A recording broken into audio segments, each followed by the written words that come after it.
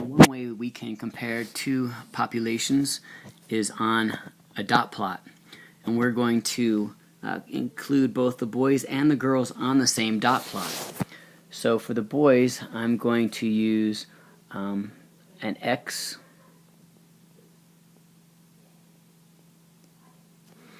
and for the girls, I'm going to use a circle. So I'll start with the boys and put on the X's, and I just want to put an X above where it would go on the number line.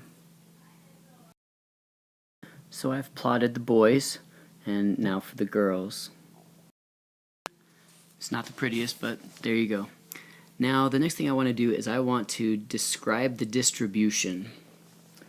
So in describing the distribution, we need to know a few things. Oh, not just that, I want the whole thing to move. There we go. So if the data are, if they have a tail to the left, like this is skewed left.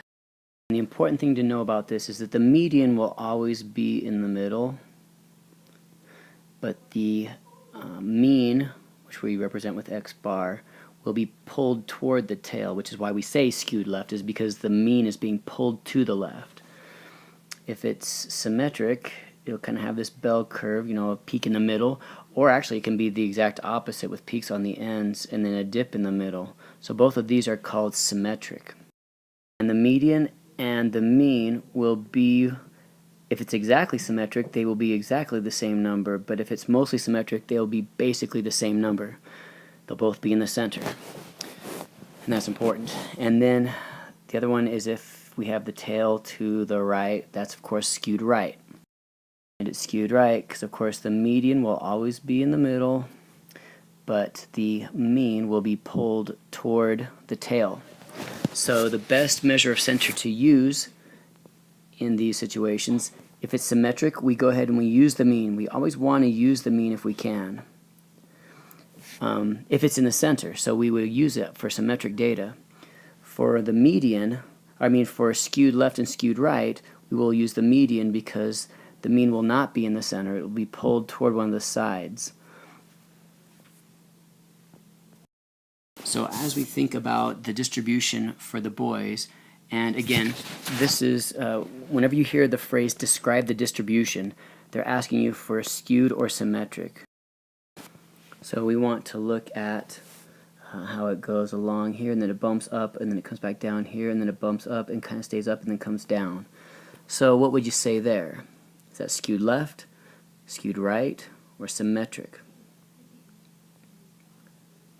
Well, I feel that it kind of has this shape, how it's kind of got these peaks on the left and on the right, and it's definitely not exactly symmetric. But I would probably call this symmetric. So as we look at this and as we describe it, now I can see an argument for skewed left too, because of the 2 points out there by the 70, and having kind of those two peaks over there by the 90, as long as you can back it up. But the best measure of center for this data, if I call it symmetric, I would want to use the mean. Now for the girls, the distribution of data, the girls is a little bit harder because we have to mentally drop those circles down. Those really aren't that high.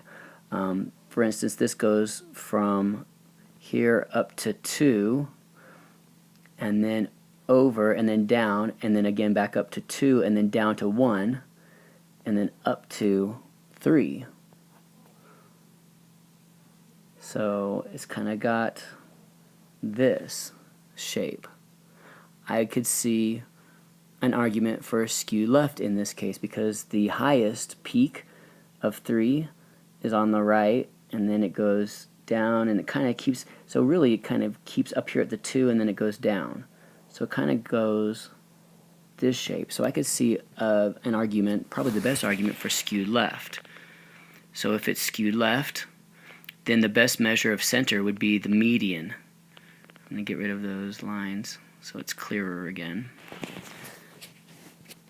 So skewed left, median. If they're asking us which measure of center we should use, because we're about to learn about interquartile range. So anytime we use the median, we want to use the median, the 5-number summary, and the interquartile range. The interquartile range will tell how spread out the middle 50% of the data are. So with both of these skewed left and right, we will use the interquartile range and the 5-number summary, which we will get to. When we use the median, when we use the mean, x bar, we will want what's called the mean absolute deviation. And yes, it spells mad, and you might be a little mad because it's difficult. I mean, it's definitely work intensive to do the mean absolute deviation. But this will tell, basically, well, it'll give you standard deviations, which basically tells you how spread out the middle 60% are. So here's the median, or sorry, the mean right here, and then the mean absolute deviation will tell you one standard deviation, and then 2 standard deviations, and then 3, and then to the left 1 standard deviation, and then a second standard deviation, and you can even go a third. We don't usually go 3, but so it'll tell you again how spread out that middle, and this right here will be, whoa, I'm running out of room right here. This is usually about 68% of the data fall in right here.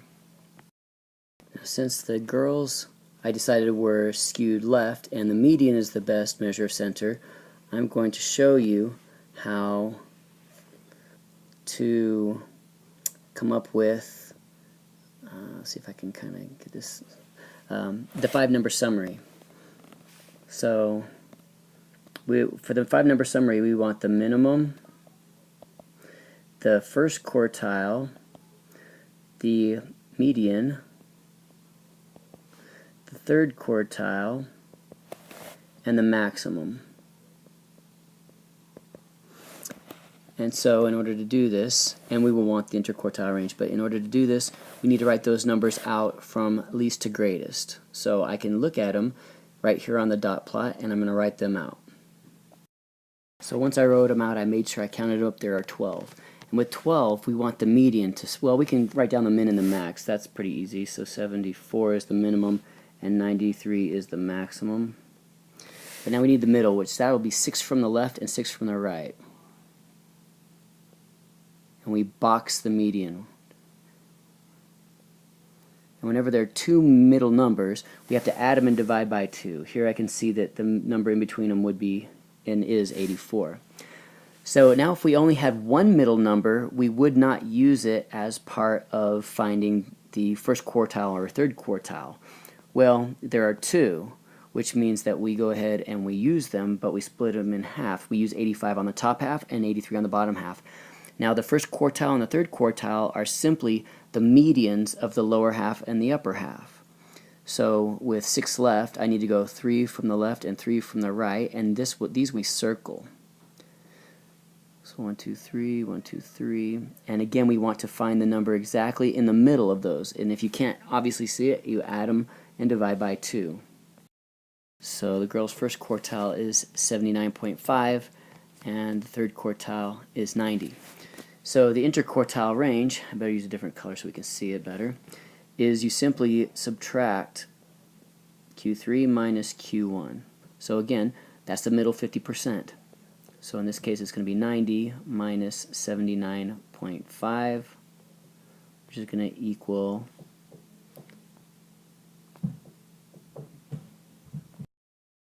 10.5, and that simply means that the middle 50% are spread out by 10.5, if these are in percents, which I assume they are, 10.5%.